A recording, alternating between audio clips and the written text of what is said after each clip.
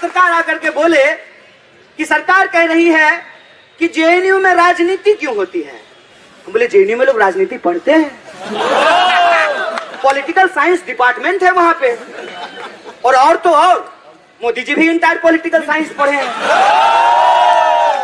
Degree नहीं है उनके पास, है कि नहीं है हम नहीं जानते हैं, हम पढ़ते हैं। देख भी लीजिए हमारा, आप लोग वहां जो है 35 साल पीएचडी करते हैं। गजब बात करते हो यार, 35 साल में हम पीएचडी कर लिए तो अपराध कर दिए।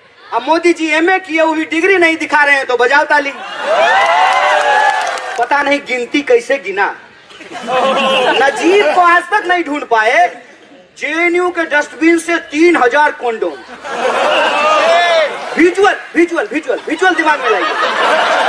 डस्टबिन के पास बैठ करके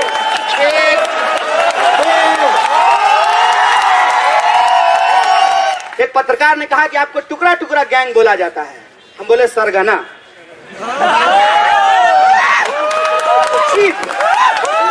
चीफ बोला जाता है। और यहाँ मंत्री जी के दफ्तर के बाहर दिन दहाड़े बिना नकाब के इतने लोगों के सामने स्वीकार करता हूं कि हूं, देश का नहीं कराएंगे टुकड़ा, आपका टुकड़ा करेंगे, भाजपा का टुकड़ा करेंगे।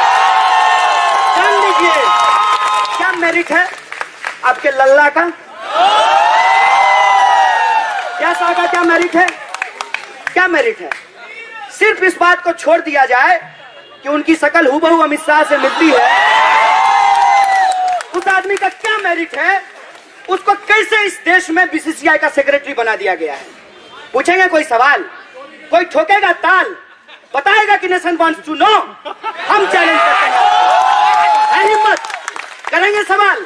जैसे भाजपा जब चुनाव हार जाएगी ना तो बाइट देने के लिए शाहनवाज हुसैन को भेज देगी। अब भाजपा जब जीत जाएगी तब पात्रा आएंगे मोदी जी की कृपा समझाने के लिए। अभी जब जेएनयू का मामला हुआ है तो दोनों जेएनयू के एलुमनाई को आगे कर दिया है।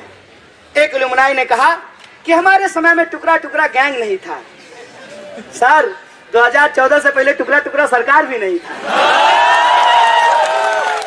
क्या कह करके कि सरकारी संस्थान परफॉर्मेंस नहीं करते हैं और बेशरम की तरह इसरो के साथ जाकर के फोटो भी खिंचवाते हैं। वाह मोदी जी वाह, कमाल आदमी। Love you love you. आप भक्त बोल करके उसकी भावनाओं को हर्ट मत कीजिए। आप ही सोचिए, आपको अगर किसी से मोहब्बत होगी, उसके बारे में खराब बात बोलेगा तो बुरा लगेगा ना। तो आप उसकी भावनाओं को हर्ट मत कीजिए, सिर्फ उससे ये पूछिए, दोस्त आओ चाय पीते हैं, चलो थोड़ा हम भी चाय पे चर्चा कर लें।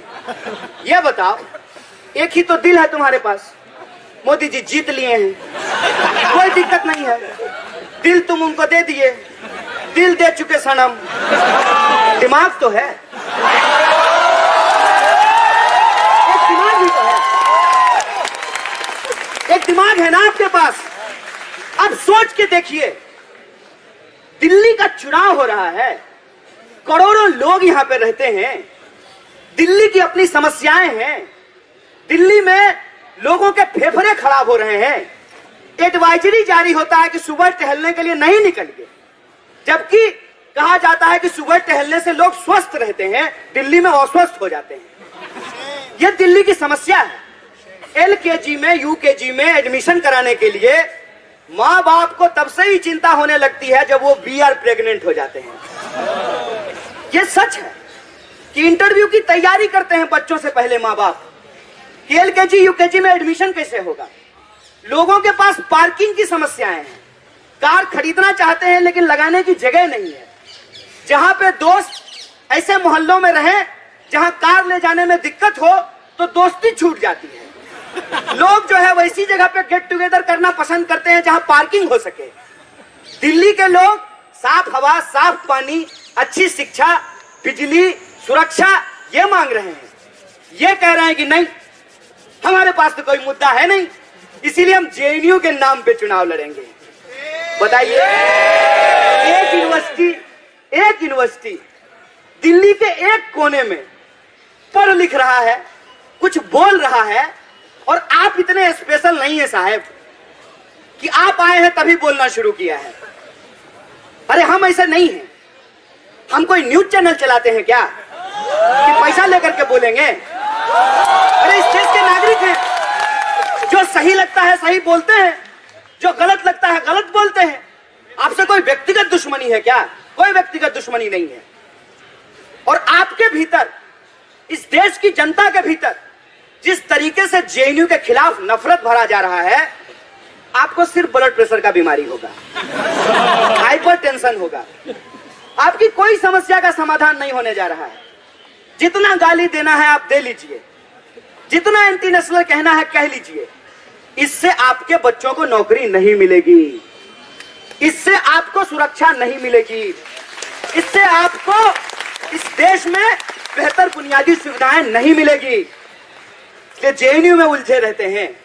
हम भी समझते हैं, आपका खुन्नस हमको समझ में आता है। एडमिशन होना इतना आसान बात थोड़ी है,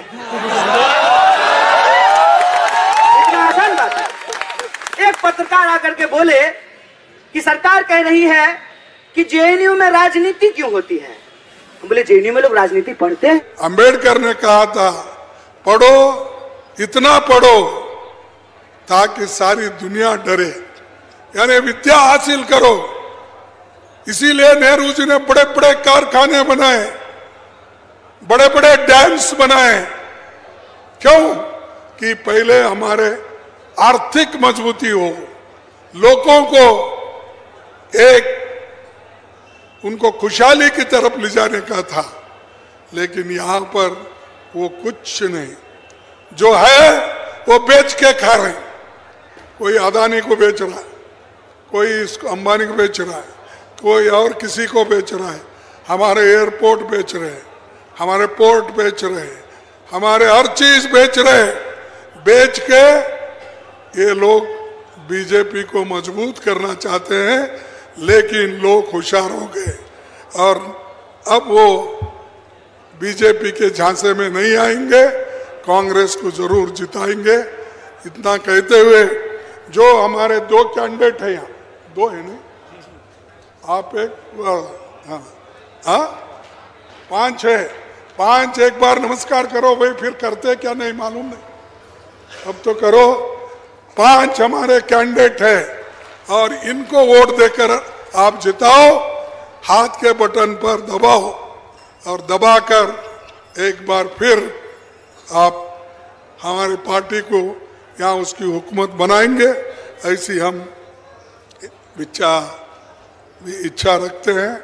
तो मैं फिर एक बार आपको धन्यवाद देते हुए मेरे बात को समाप्त करता हूँ और दो जयघोष मैं करता हूँ। आप सारे लोग इस जयघोष को पीछे रहना चाहिए। जय हिंद, जय हिंद, जय हिंद, जय कांग्रेस, जय कांग्रेस, जय कांग्रेस।